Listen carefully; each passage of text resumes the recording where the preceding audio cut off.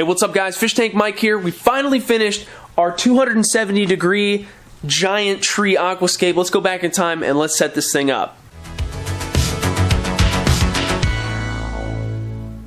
We're all ready to start building our scape today, guys. What I did yesterday was I came in with some of this great stuff, pond and stone, kind of gap filler, and that's how we secured the tree down to the bottom of the tank here. I sprayed quite a bit down at the bottom of the tree where not a lot of points were touching the glass. That's one of the reasons why I decided to use this stuff instead of silicone, just to help get that volume underneath the very bottom of the tree. I also used a little bit down on some of these roots where they touch the glass, just to make sure it would be perfectly stable. If you end up getting some on the glass, it's no big deal. It just scrapes off perfectly clean with a razor blade. I should probably also talk about this tree, okay? So this is actually half of the gigantic bonsai tree that I got at Aquashella Dallas about a year ago. I actually almost cut it in half, and we used part of it as this tree right here in the ancient gardenscape. This is actually just the main part of the tree. The part that we used in the other tank was, I think, where's the cut? Where did we make that? I don't know. It's on one of the sides here,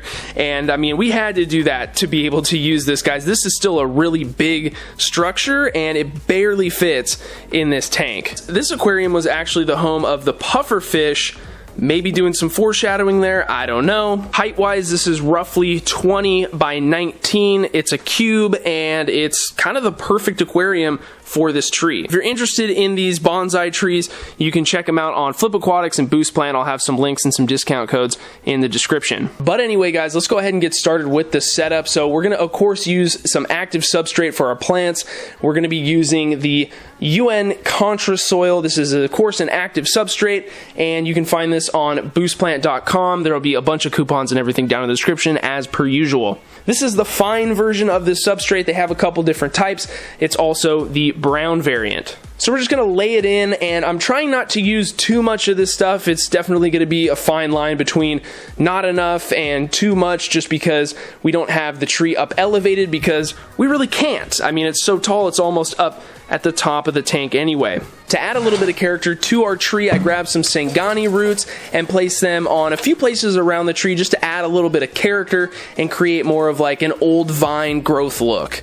I fastened these in place with gel type super glue, my #1 favorite tool for building scapes like this. Once we have that done, we're gonna go ahead and wet down the tank a little bit. We wanna get a little bit of water into this substrate and just kind of moisten everything up, because now we're already ready to plant. Before we plant, we need to light this bad boy up. So our friends over at BucePlant also sent us a new light, one that I've never used before. This is a Twinstar 450E. And I'm not gonna lie, I'm not super familiar with the different types of Twinstar lights. I picked this one out though because it's super sleek looking. I think it's gonna be great on this tank, but more importantly, it's the perfect size for it. Remember, this tank has some kind of weird dimensions. It's like 18 inches across, so we had to get a light fixture that was gonna fit it perfectly, and this one does. The legs, or whatever you wanna call them, that rest on the tank are adjustable, so we could use this light on a tank that was, say, like 2 feet long. It's always something that we could do in the future if we wanted to use it on a different tank.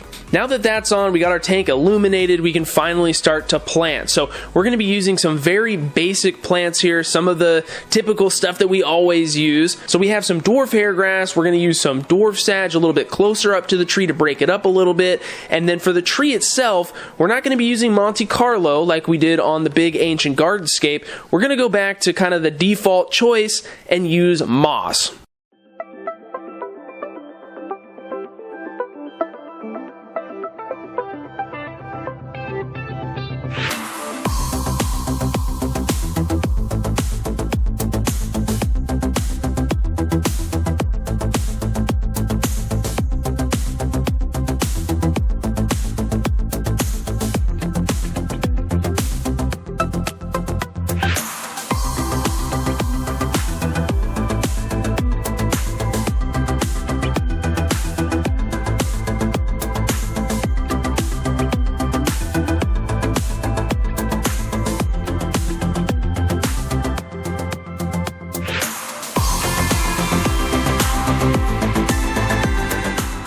So I apologize that I've made you wait so long for this tank, guys. We actually did that planting about a month ago, and the tank has been filled up with water without a filter, without anything else, for like a month. As you can tell, we need to finish what we started, guys, but the reason why I waited so long was because I was really unsure of how this moss was going to do. If you guys have ever used a lot of moss in a tank before, especially one that you want to always look good, you know it can be kind of tough to keep algae out of it, and once it gets in there, it can be really tough to get out sometimes. So I basically just wanted to run a test and see how this setup was going to do, even though it wasn't quite done. But I'm happy to say that all the moss in here, it might be kind of hard to see, is doing really good. We don't have any issues with algae, so I don't think we're going to, just by hooking up the filter and continuing on our journey here.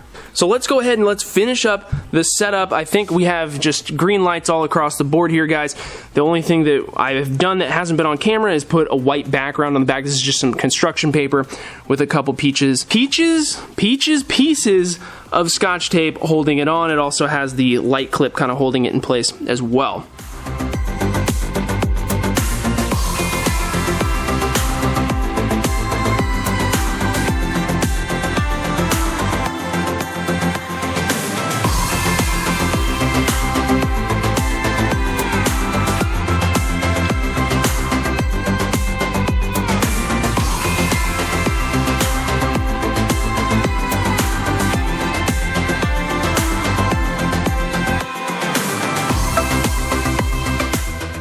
The last major equipment piece that we need to hook up for this scape is the filter. So lots of different options we could use on this tank, but what I have available today is an Wazza Biomaster 350. We use Wazza filters on all our tanks, guys. If you follow along, you know this.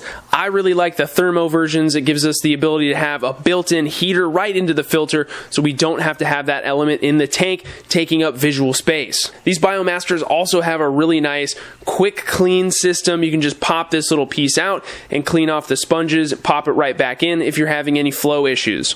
We're going to be using the 5/8 inch tubing that the filter comes with, but rather than use the inlet and outlet that comes with it, we're going to opt to use some lily pipes. These are glass and they're just super clear. They're going to blend in, and as long as they don't get algae on them, they should be pretty hidden. Having kind of a tight fit here, I'm going to try and hide them in the back corner here on the couch side. The only issue here is that we might have a little bit too much flow blowing on the tree, and we're just going to do our best. We could position the output on the other side of the tank, but again, I really want to be good at hiding these. Over time, the filter is going to slow down a little bit once it gets a little bit of debris in there, and that might actually be a good thing for us. Again, if I had a spare like Filto Smart 200 or something that I use on the 40s, that might be a better option, but we're just going to go with this for now. Okay guys, we're back out at the tank here the next day. Fast forward a little bit, and our filter has been running overnight, trying to clear up the water a little bit, and while it has, we're still dealing with some of this cloudy water. I've actually been experiencing this cloudy phenomenon in a few of my tanks in the fish room over the last few months. If you saw the first experiment video, you'll know that this tank experienced some of that cloudiness, and it persisted for a while. It never resolved itself naturally. It actually also happened over here in the wine glass for a little while, but it was able to resolve itself naturally. I didn't have to do anything. To resolve this issue faster, what we're going to do is actually use some of this Fritz clarifier. It's a fish tank safe flocculating agent that's basically just going to bind up whatever little particles or cells are creating this cloudiness, drop them out of solution, and the result should be crystal clear water. That's actually exactly what I did over here in this experiment tank, and the tank has been crystal clear for about a month now. I think most of us like to resolve issues in a natural way rather than adding a chemical agent or something to an aquarium to fix a problem. But specifically with this issue, at least in one of the aquariums that we've tested it on, we've treated it and it hasn't come back. I think another good example of this whole thing is like when you get blue-green algae in a tank, it's actually a cyanobacteria, but it's that green slime that's really hard to get rid of. People like to use erythromycin powder antibiotic to kill that bacteria,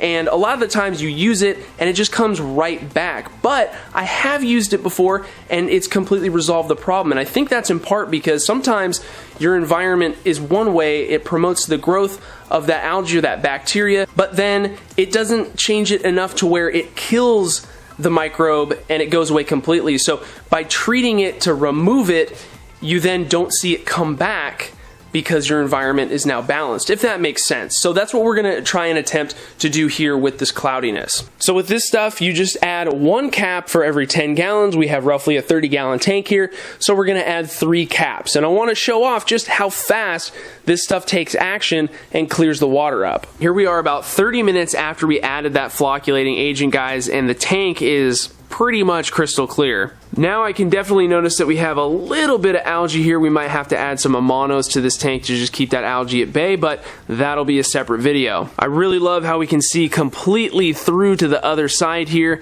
We can see my super beat up old ugly couch. We got our raptor here. We come over here and we sit on the couch. We can see completely through to all the other tanks in the fish room. Well, I mean, kind of. But yeah, I'm really excited to add some cool livestock to this tank. As I mentioned earlier in the video, we kind of already have a plan for that, and so we might have to tweak the filter and stuff a little bit later on, but so far, so good. Filter output is a little strong. We'll just see how things go over the next week or so, and you know, if we need to make a change, like I mentioned, we can do that pretty easily. But this is really fun. It gives me something to look directly into right up close, right there when I'm sitting on the couch. And then of course we have all these other angles that we can get some cool sight lines from.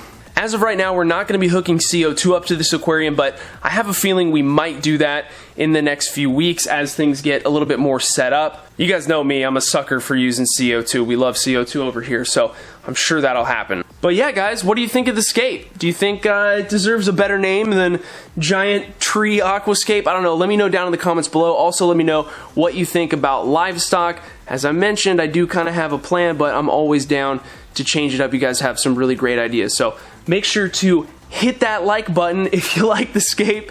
And yeah, thanks so much for watching, guys. Don't forget to subscribe if you happen to be new.